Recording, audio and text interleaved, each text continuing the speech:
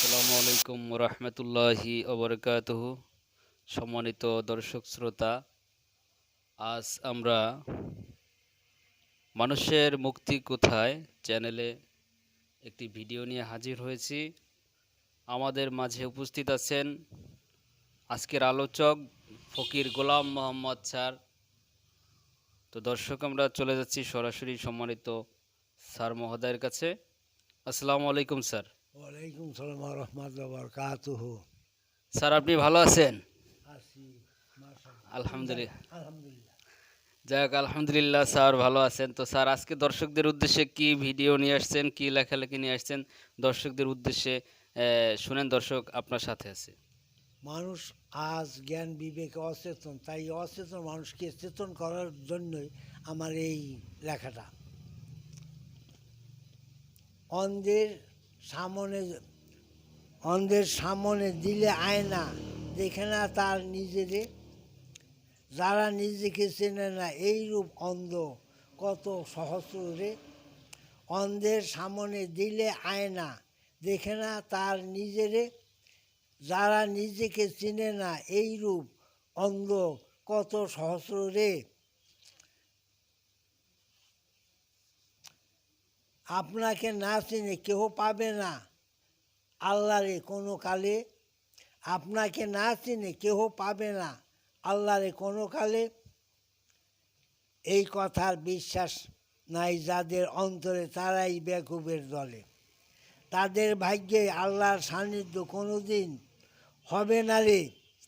অন্ধের সামনে দিলে আয়না দেখে না তার নিজেরে। মানুষত্ব জ্ঞানের অধিকারী যারা, তারাই আল্লাহর দিদার পায়। অমানুষের অন্তরে খান্না চুপি শয়তান ধোঁকা দেয়। মানুষত্ব জ্ঞানের অধিকারী যারা, তারাই আল্লাহর দিদার পায়। অমানুষের অন্তরে খান্না চুপি শয়তান ধোঁকা দেয়। যার কারণে মানুষে এত গোলমাল সর্বস্তরে, যার কারণে মানুষে এত গোলমাল সর্বস্তরে। অন্ধের সামনে দিলে আয়না দেখে না তার নিজেরে, যারা নিজেকে চিনে না এইরূপ অন্ধ কত সহস্র রে। অন্ধের সামনে দিলে আয়না দেখে না তার নিজেরে।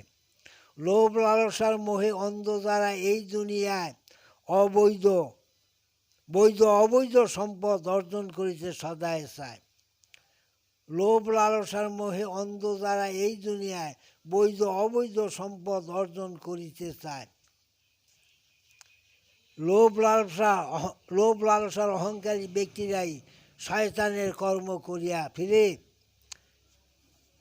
অন্ধের সামনে দিলে আয়না দেখে না তার নিজেরে।